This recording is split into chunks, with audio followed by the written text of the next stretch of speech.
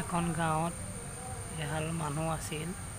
মানুহহালৰ দুটা ল'ৰা সন্তান আছিল আৰু ঘৰখনৰ পৰিস্থিতি একেবাৰে বেয়া আছিল। তেওঁলোকে এটা সৰু জুপুৰি ঘৰতে জীৱন নিৰ্বাহ কৰিছিল আৰু তেওঁলোকৰ ঘৰখনত ৰাতি বৰষুণ দিলে ভিতৰত পানী সোমাই কেতিয়াবা তিতিবুৰি থাকিব লগা হৈছিল আৰু দেউতাকে দিন হাজিৰা কৰি চলাইছিল। সেয়েহে দিন হাজিৰা কৰা মানুহটো আৰু মানুহজনেও বেলেগৰ ঘৰত গৈ পেলাই কাম বন কৰি যিকেইটা টকা উপাৰ্জন হয় সেই টকাকেইটাৰে সিহঁতৰ দুইটা ল'ৰাকে পঢ়াইছিল আৰু সিহঁতৰ এইটোৱে সপোন আছিল যে আমাৰ যি হ'ল সিহঁত দুটাকে ভালকৈ পঢ়াই শুনাই ডাঙৰ মানুহ বনোৱাৰ আৰু দুয়োজনকে স্কুললৈ পঠাই দিয়ে। ডাঙৰজন অকণমান পঢ়াত চোকা আছিল আৰু দ্বিতীয়জন অকণমান পঢ়াত গাধ আছিল। সেয়েহে সিহঁতেও বাপেক মাকৰ কষ্ট বুজিব পাৰি সেয়েহে সিহঁতে স্কুললৈ সদায় যায়, মাক বাপেকৰ কথা শুনে আৰু বাপেক মাকেও ল'ৰা দুটিক ধুনীয়া কুসংস্কাৰ দিছে আৰু স্কুললৈ সিহঁতে সদায় অহা যোৱা কৰে আৰু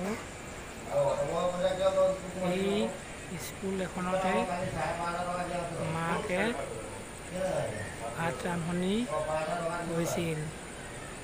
কেতিয়াবা ভাত ৰান্ধনি কেতিয়াবা আকৌ লোকৰ ঘৰত মাতিলে দিন হাজিৰা কৰিবলৈ যায়। তেনেকৈ ঘৰখন দুয়োজনে চলাইছিল আৰু তেওঁ এখন সৰু চাহৰ দোকানো আছে। কেতিয়াবা চাহৰ দোকানখন যদি কাষ্টমাৰ নাথাকে তেতিয়া তেওঁ বেলেগে যদি দিন হাজিৰা কৰিবলৈ মাতে তেতিয়া তেওঁ দিন হাজিৰা কৰিবলৈ যায়। ল'ৰা ছোৱালীকেইটা ভাল মানুহ বনাবৰ কাৰণে তেওঁৰ বৰ ইচ্ছা আছে। সেয়েহে আমাৰ যি হ'ল ল'ৰা ছোৱালীকেইটাকে ভাল পঢ়া শুনা কৰি এটা চাকৰি কৰিলেও অন্ততঃ আমি ভগৱানে যদি চকু মেলি চায় তেতিয়া এখন ভাল ঘৰত থাকিব পাৰিম। সেয়েহে আমি যেনে তেনে কৰি হ'লেও কিবা এটা যদি ভগৱানে চকু মেলি চায় তেনেহ'লে আমাৰ সুখৰ দিন আহিব। সেয়েহে দুয়ে কাম কৰি দুয়োজনকে পঢ়াই শুনাই ডাঙৰ মানুহ বনোৱাৰ ইচ্ছা আৰু ৰাতি সিহঁতে শুব নোৱাৰে। বৰষুণ দিলে ভিতৰত পানী সোমায়। পানী সোমালেও কি কৰিব, খেৰৰ ঘৰ খেৰ পচি যোৱাৰ পিছত ভিতৰত পানী সোমায়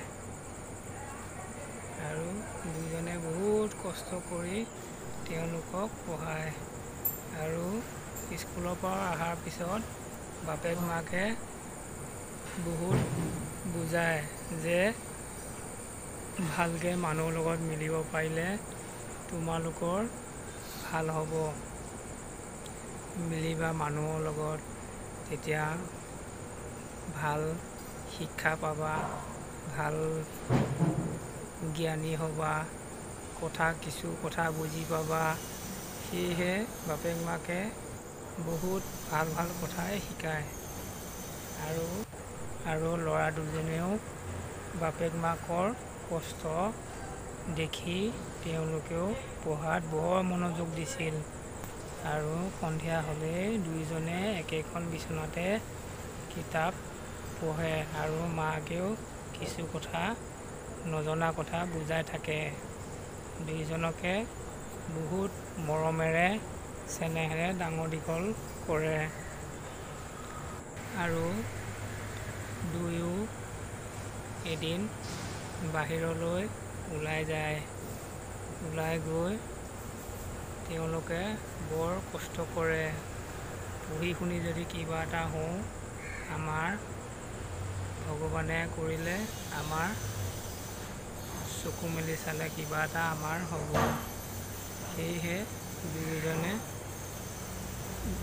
ডাঙৰজনে পুলিচৰ চিন্তা কৰে আৰু দ্বিতীয়জন গাধৰ কাৰণে তেওঁ বিজনেছত কৰিম বুলি ভাবে আৰু সেইমতেই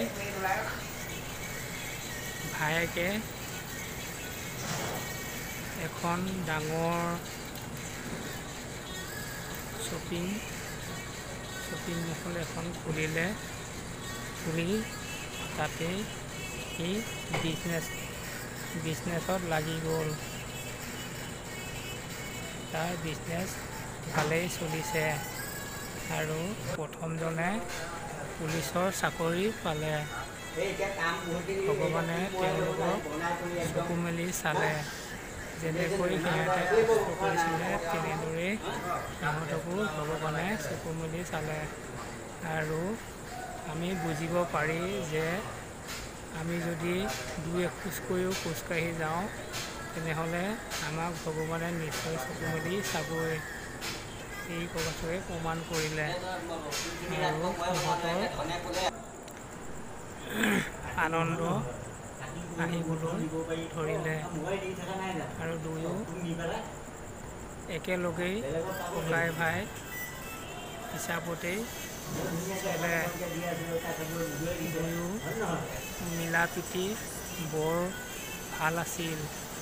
দুয়ো একেখন থালিতেই ভাত খায় আৰু দুয়ো ওলাই গ'লে দুয়ো এটা সিদ্ধান্তই লৈ ওলাই যায় দুয়ো, যাতে আমি আৰু এনেকৈ সিহঁতৰ ভাল এখন ঘৰ তেওঁলোকে সাজিলে আৰু ডাঙৰজন পুলিচৰ চাকৰি পালে আৰু সৰুজনে বিজনেছত ধৰিলে। তাৰপিছত সিহঁতৰ আনন্দই আনন্দ হ'ল। ভগৱানে তেওঁলোকৰ চকু মেলি চালে আৰু বাপেকৰো আনন্দ, মাকৰো এতিয়া আনন্দ। তেওঁলোকৰ একো এতিয়া অভাৱ নাই আৰু দুয়োজনে একেখন বিচনাতে বাপেক মাক পিতেক একেলগে বহি ভাত খায় আৰু পিছত সিহঁতক বাপেক মাকে বুজায় যে তহঁতে এতিয়া ডাঙৰ হৈ তহঁতক এজনী গোটাই দিব হ'ল আৰু পিছত তেওঁলোকক কথা পাতি ছোৱালী চাই এজনী আনি গতাই দিলে আৰু সিহঁতৰ তথাপিও অমিল নহ'ল। একেলগে যদিও আছিল ককাই ভাই হিচাপতেই থাকে। একে বৰ মিল আছিল।